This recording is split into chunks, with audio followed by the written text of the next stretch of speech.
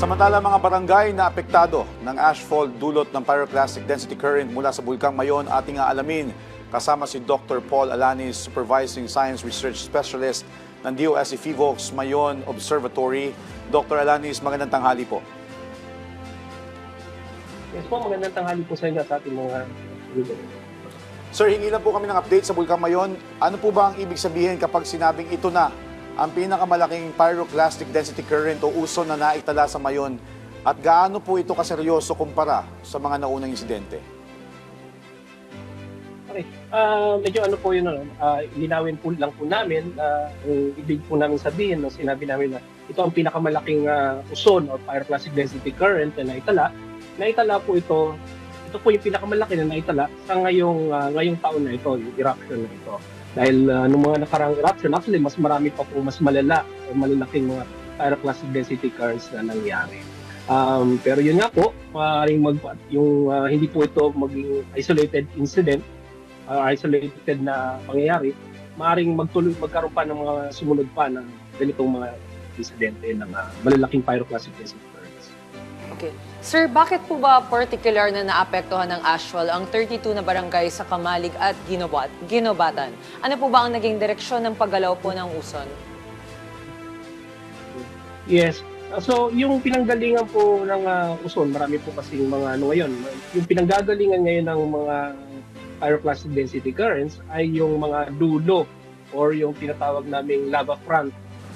Yung sa ngayon may tatlo tayong dumadaloy na lava mula sa crater ng Mayon dito sa may bandang Misi, sa may yung Misi, ito yung papunta ng Kamalig, Daraga, yung Bonga naman po papunta ng Legazpi City, at yung Basud papuntang Santo Domingo. Now yung pinanggalingan po based po doon sa namin pag-aaral, ang maaaring pinanggalingan po ng pyroclastic density current nito ay yung lava flow po mula sa bandang Misi na nakatapat dito sa Kamalig at Ginobatan. At dahil nga rin po yung hangin ngayon ay nanggagaling sa northeast o yung tinatawag nating amihan, yung mga abo po ay napadpad dito sa bandang Kamalig. Okay. Dr. Alanis, naitala naman po ang biglang pagtaas sa 469 rockfall events na naitala. Ito lamang 8 ng Pebrero. Ano naman po nakikita natin posibleng dahilan ng biglaang pagtaas nito? Okay, magandang tanong po yan. Noong nakaraang linggo po,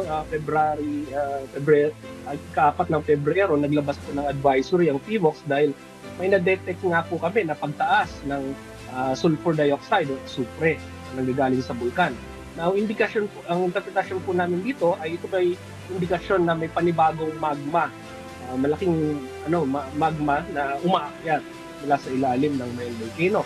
At ito nga ay nagtulak doon sa lava na lumalabas ngayon sa Mayon Volcano at kaya bahagyang dumami yung mga rockfall. So din po nito, mayroon pa yun nga po yung pinanggalingan nito ay yung magma na na-detect namin noong parang linggo na umakyat.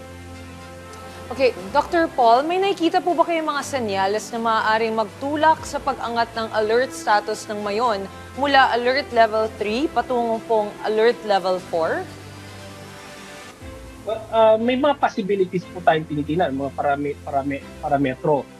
Unang-unang parametro po dito ay yung maaaring dumami yung mga volcanic earthquakes. Na sabihin po nito, again, merong magma na umaakyat, malaking magma na umaakyat. Ikalawa pong possible na parametro ay yung pagkakaroon ng mga pagtok, yung mga sunod-sunod na pagsabog na nagmumula sa crater ng bulkan. At ikatlo ay yung posibilidad na yung lava flow ay lumagpas dun sa 6 km o umabot dun sa 6 km permanent danger zone na nangangahulugan na yung mga uson naman ngayon or pyroclastic density currents ay lumagpas din dun sa 6 km permanent danger zone. Pero sa ngayon po, lilinawin ko po na yung mga ganitong kondisyon sa ngayon ay wala naman po kami nakikitang indikasyon na abutin siya. Okay. Dr. Alanis, sa inyo pong assessment, doon po sa 32 barangay na nabanggit, alin po doon yung itinuturing na pinaka-nanganganib kung muling magkaroon ng malakas na uson o mas matinding pagbuga ng abo? Nakadepende ba ito sa distansya o sa dami ng populasyon doon sa barangay na yun? Yes. Sa ngayon po, yung posibleng tamaan kung magkakaroon ng malakas na uson ay yung mga barangay yung mga bayan na ito, yung mga Kamalig at Ginubatan na nasa loob ng 6 kilometer permanent danger zone. So ito po yung sa Kamalig po, yung Barangay Suwa, Barangay Tugpa, Anuling, Irangay, at sa Ginubatan naman po, yung Doña Tomasa or Magatol, Bulad Bukad Pequeño, Bulad Bukad Grande, at Masarawan. Okay, sir, ano po ba yung particular na banta ng lahar at sediment-laden stream flow, lalo na kapag may malakas po na ulan? Okay po. Pagdating naman po sa lahar, hindi na po natin nasusunod yung 6 kilometer permanent danger zone. So, bali po, lahat na po ng river channel o yung dinadaluyan ng mga ilog na nagbubula sa Mayon Volcano ay maaaring daanan ng mga lahars. Pero yung madalas, sa ngayon po, ang madalas na daanan ng lahar o tamaan ng lahar ay yung mga barangay dito sa bandang Ginubatan, lalo na po yung sa may bandang Bulad Bukad Pequeño, Bulad Bukad Grande, Masarawag, at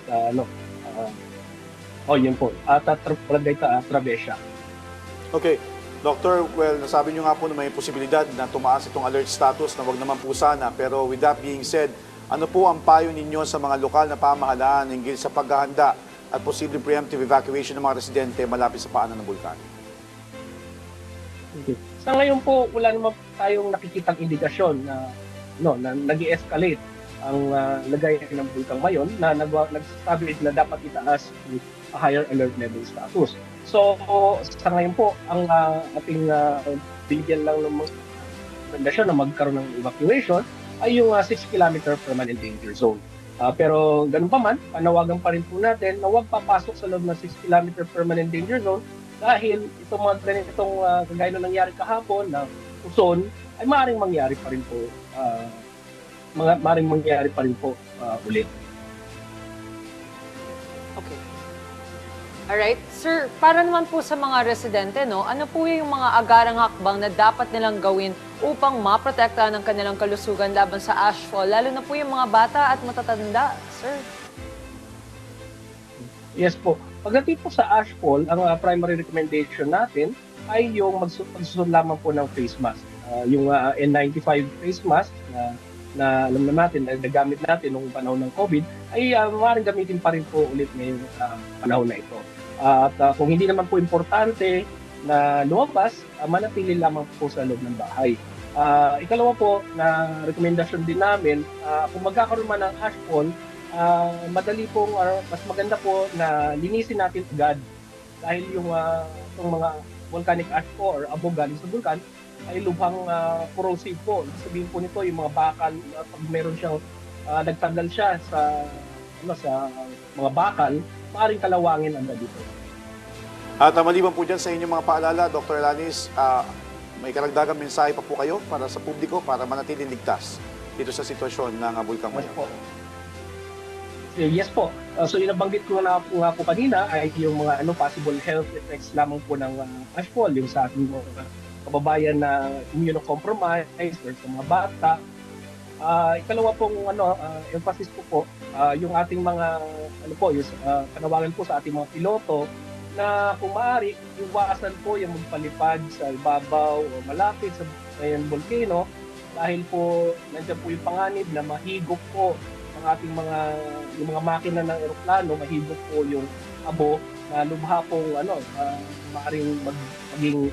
maaring kasira po ng mga makina or even worse po, magdulot ng mga aksidente sa ating mga eroplano. Okay. Maraming salamat po sa inyong oras, Dr. Paul Alanis, Supervising Science Research Specialist ng DOST PHIVOLCS Mayon.